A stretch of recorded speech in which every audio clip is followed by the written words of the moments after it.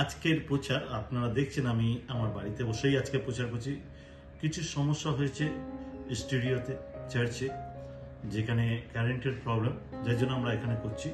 কিন্তু আজকে একটা বিশাল পরিকল্পনাকে আমরা দেখতে পাচ্ছি।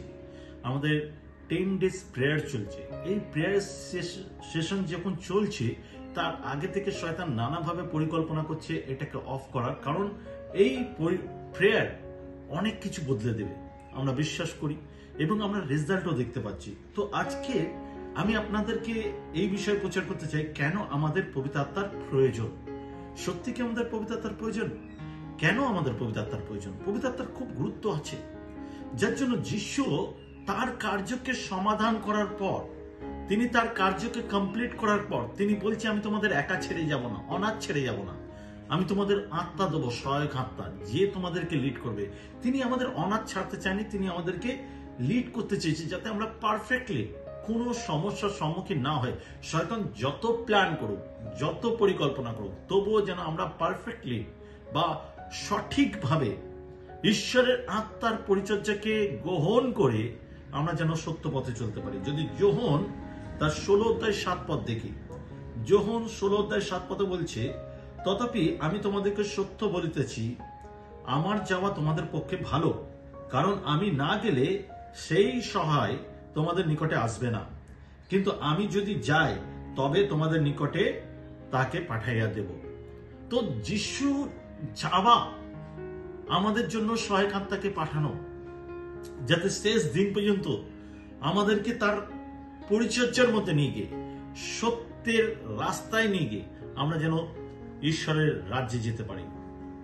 আজকে খ্রিস্ট ভাই বোন, পবিত্র আত্মার গুরুত্বকে বুঝুন, পবিত্র আত্মার ইম্পর্টেন্সকে বুঝুন। আপনি আর আমি পবিত্র আত্মাকে একসেপ্ট করতে চাই না।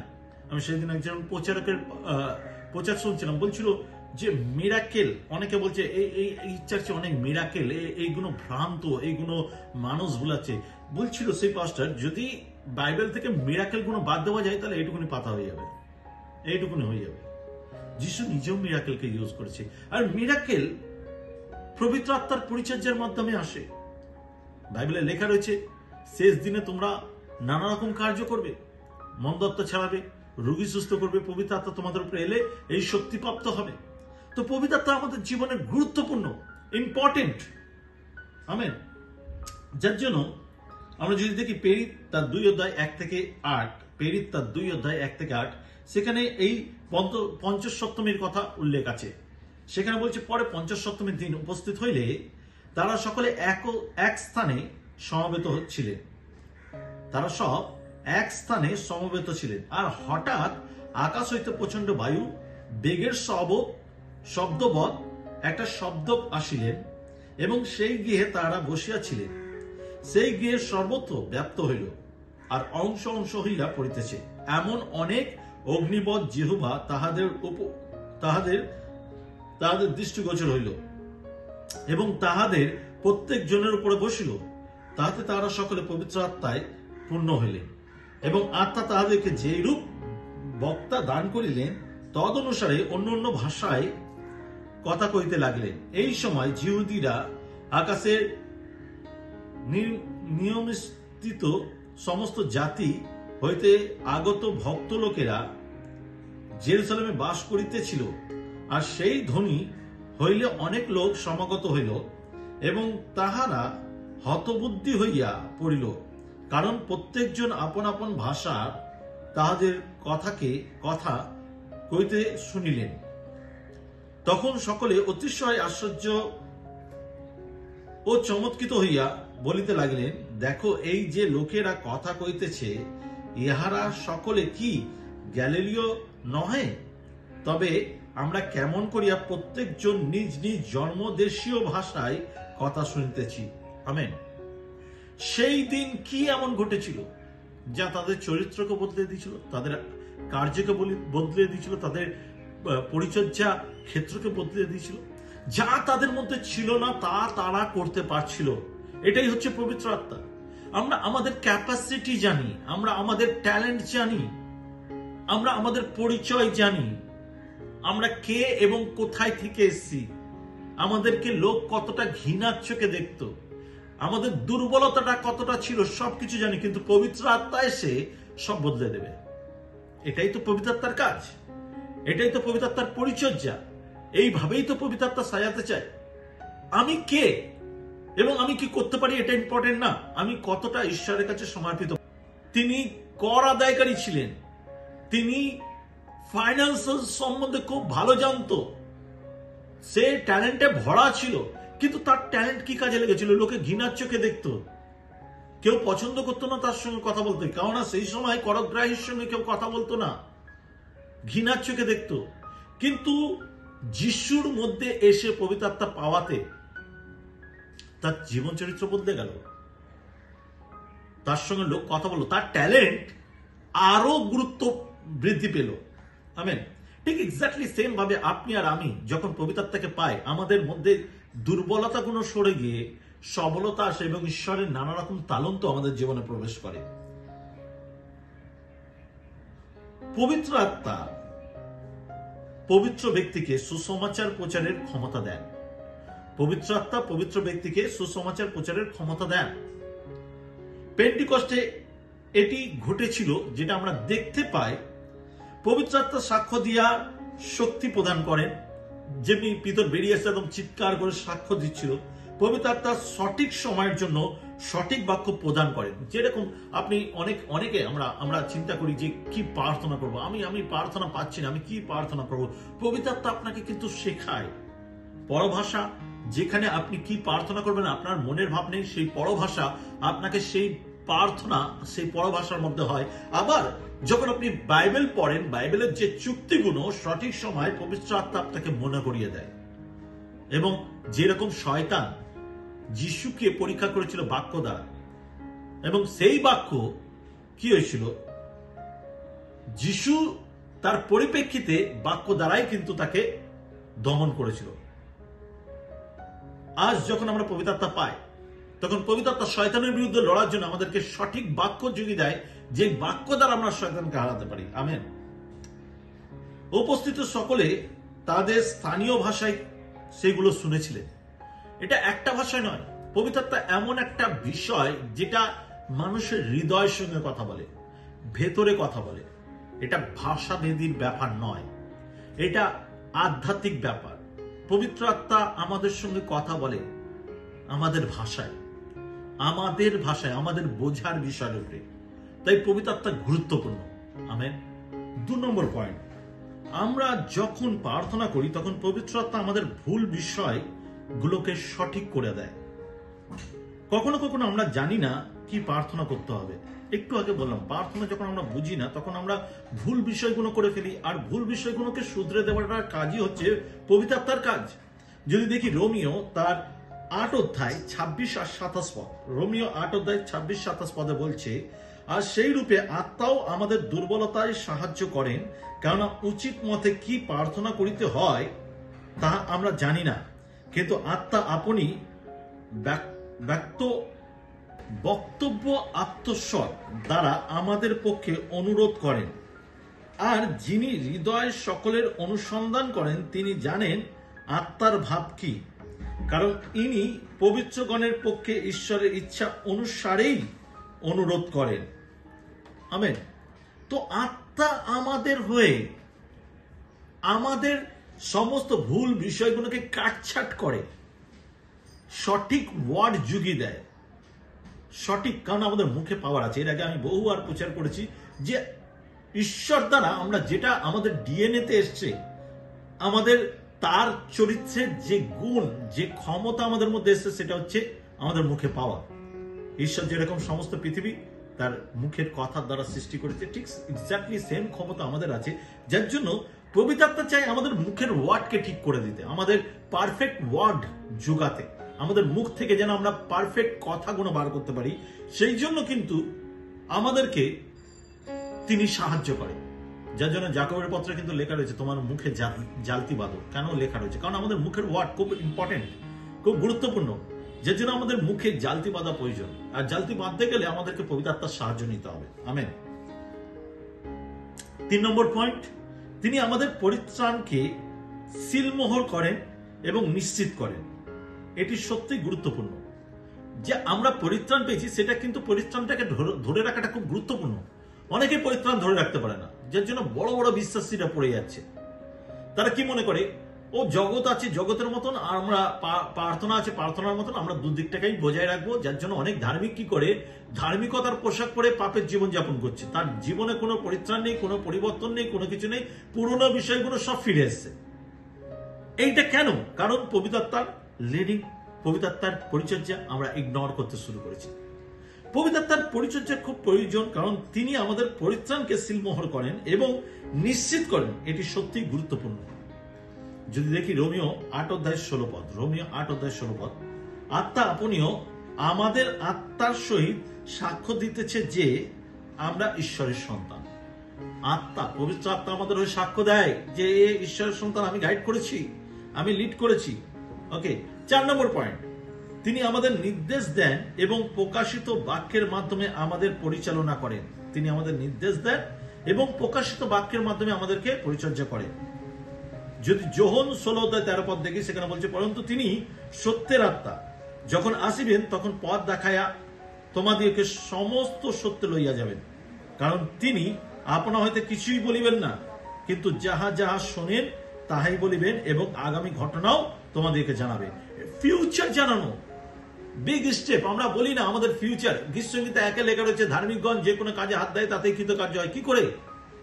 পবিত্র আত্মা আমাদেরকে সঠিক লিডিং করে। ভুল করতে গেলে আটকে দেয়, ভুল ডিসিশন নিতে দেয় না।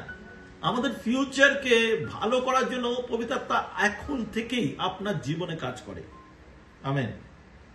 5 নম্বর পয়েন্ট, আমরা যখন ভুল করি তখন তিনি আমাদের সংশোধন করে। আমরা যখন ভুল করি সেটাকে সংশোধন, শুধরিয়ে দেয়। আমার মনে পড়ছে, যখন আমরা লেটার লিখতাম, লিখে স্যার যখন লেটার লেখা শেখাচ্ছিল, প্রথম যখন আমি স্কুলে আমাদের পত্র লেখা শেখানো হচ্ছিল, আমরা লিখে দিচ্ছিলাম, আর স্যার কি করছিল, যেগুলো ভুল সেগুলো কেটে দিয়ে তার পাশে ছোট্ট করে লিখে দিচ্ছিল ওই জায়গাটা কি হবে।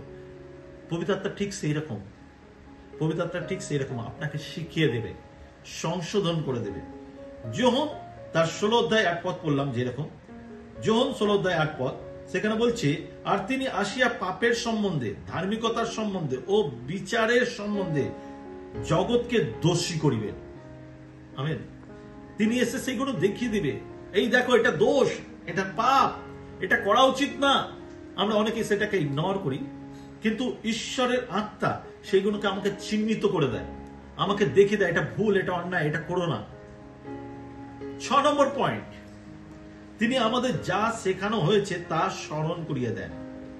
আমাদের যা শেখানো হয়েছে শুধু শিখিয়ে ছেড়ে দেয় না, পবিত্র আত্মা কন্টিনিউ আমাদেরকে গাইড করে, লিড করে, আর বোঝায় এটা ভুল, এটা সঠিক করো, এটা ঠিক না, সব স্মরণ করিয়ে দেয়।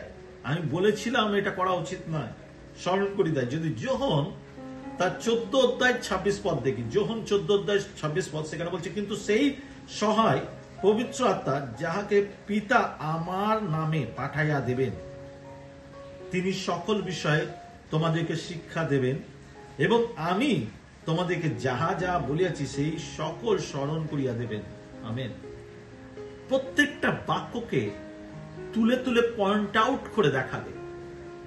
ঈশ্বরের বাক্যে লেখা রয়েছে, পবিত্র বাক্যে লেখা রয়েছে, যিশু বলেছিলেন, প্রত্যেকটা ওয়ার্ড তুলে তুলে দেখাবে। আমাদের জীবনের যাত্রার প্রত্যেকটা ম্যাপকে দেখানোর দায়িত্ব তার। তিনি আমাদের পথ পরিচালক, তিনি আমাদেরকে পথ প্রস্তুত করে দেবে। এটাই তার কাজ, এটাই তার মেন উদ্যোগ। প্রত্যেকটা মানুষের কাছে যে পবিত্র আত্মা দিয়েছে তাকে পরিচর্যা করার জন্য, এটাই তার কাজ, এটাই ঈশ্বর তাকে দিয়েছে, আর এই কাজ করার জন্য তিনি পৃথিবীতে এসেছেন। আমেন। 7 নম্বর পয়েন্ট, তিনি খ্রিস্টীয় বিশ্বাসীদের সান্ত্বনা দেন এবং আমাদের আনন্দ দেন। তিনি খ্রিস্টীয় বিশ্বাসীদের সান্ত্বনা দেন। সান্ত্বনা দেওয়ার লোক আজকে খুব কম। স্বার্থ ছাড়া কেউ সান্ত্বনা দেয় না।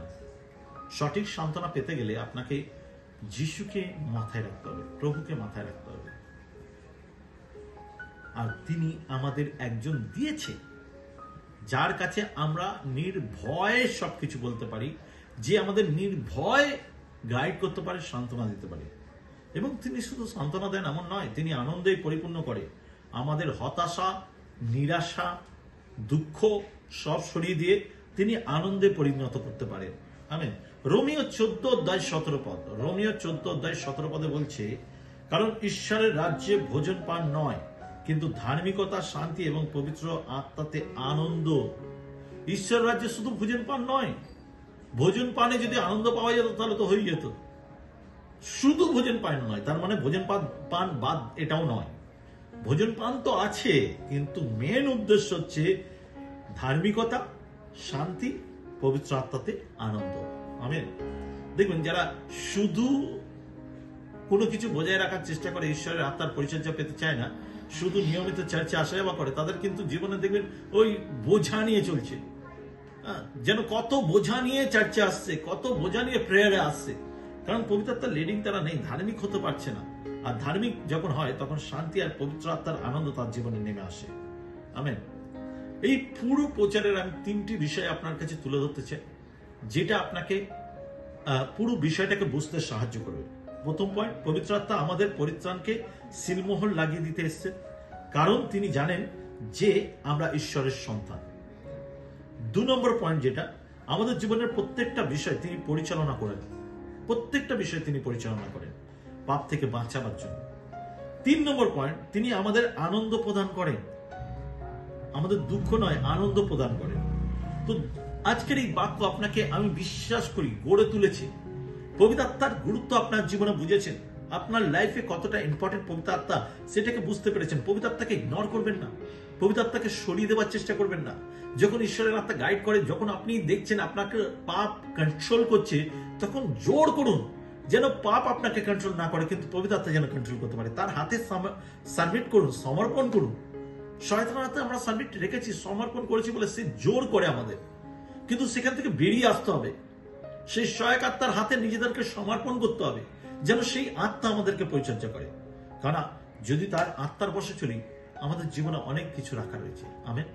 আসি প্রার্থনা যাই। পবিত্র পিতা, তোমাকে ধন্যবাদ দিই আজকে এই সুন্দর প্রচারের জন্য, সুন্দর বাক্যের জন্য, যা তুমি আমাদেরকে দিয়েছো। শুধু তাই নয়, তোমার আত্মার প্রতিজ্ঞা বা তোমার প্রতিজ্ঞা যে তুমি আমাদের অনাথ ছাড়বে না, তোমার আত্মার প্রতিজ্ঞা যে সে আমাদেরকে লিড করবে, গাইড করবে এবং সত্য পথে নিয়ে যাবে। তাই প্রভু, আজকের এই প্রচারকে তুমি আশীর্বাদ করো। যতজন শুনছে প্রত্যেক জনকে তুমি এই বাক্যের ভিত দাও, যেন অলৌকিক ভাবে তোমাদের বৃদ্ধি পায়। আমি প্রার্থনা করি তোমার যিশু নামে, এবং কেউ যদি অসুস্থ থাকে এই মুহূর্তে তোমার যিশু নামে সুস্থতা দাও প্রভু। এই পেন্টিকস্ট, এই 10 days প্রেয়ার যা মিরাকেল দেখাচ্ছে, সেইভাবে প্রত্যেকের জীবনে মিরাকেল যেন নেমে আসে প্রভু। কেউ যদি এই রবিবার এই বাক্য শুনে আর এই কলকাতা শহরের আশেপাশে আছে, সে যদি চায় আমাদের চার্চে আসতে, এই চার্চে এসে ফিজিক্যালি তোমার হোলি স্পিরিট মুভমেন্টকে অনুভব করতে চায়, তুমি তাকে গাইড করো প্রভু, তুমি তাকে পরিচর্যা করো প্রভু, সে যেন আসতে পারে। এবং প্রভু, অনেক আত্মাকে তুমি বাঁচাও তোমার আত্মার পরিচর্যার মাধ্যমে। সমস্ত গৌরব তোমার যিশু তোমার নামে চাই। আমেন। সাথে আপনাকে মনে করিয়ে দিতে চাই, আমরা কিন্তু আপনাদের জন্য 24 ঘন্টার যে রাস্তা রেখেছি প্রেয়ার বা সম্পর্ক রাখার, সেটা হচ্ছে আমাদের হোয়াটসঅ্যাপ নাম্বার। দেখবেন নিচে হোয়াটসঅ্যাপ নাম্বার দেওয়া রয়েছে, কন্ট্যাক্ট নাম্বার দেওয়া রয়েছে, টেলিগ্রাম নাম্বার, ওই একটাই নাম্বার, সবকিছুতেই আছে। আপনারা চাইলে আমাদের সঙ্গে যোগাযোগ করতে পারেন, এবং আমরা চাই আপনাদের সঙ্গে যোগাযোগ করে আপনাদেরকে সাহায্য করতে, কিভাবে আপনার এরিয়াতে আমরা পৌঁছাতে পারি, আপনার ওখানে পৌঁছাতে পারি। কেউ যদি দূরে রয়েছেন, আপনি যদি চান আপনার এরিয়াতে আমরা ঈশ্বরের রাজ্য বিস্তার করি, অবশ্যই আমাদের সঙ্গে যোগাযোগ করবেন। বিশ্বাস করি এই বাক্য আপনাকে সতেজ করেছে। অবশ্যই শেয়ার করবেন, কারণ বাক্য কি বলে মনে আছে, সমুদায় জগতে যাও আর সুসমাচার প্রচার করো। আপনি যদি সেই কার্য করতে চান তাহলে শুধু শেয়ার করুন। আপনার যদি সময় নেই, অবশ্যই শেয়ার করুন, লাইক করুন এবং কমেন্ট অবশ্যই করবেন, তাতে আমাদের উৎসাহিত বাড়ে। ধন্যবাদ সবাইকে, ভালো থাকবেন, সুস্থ থাকবেন। এই রবিবার প্রভু আপনাদেরকে অনেক আশীর্বাদ করুন। সবাইকে জয় ঈশ্বর।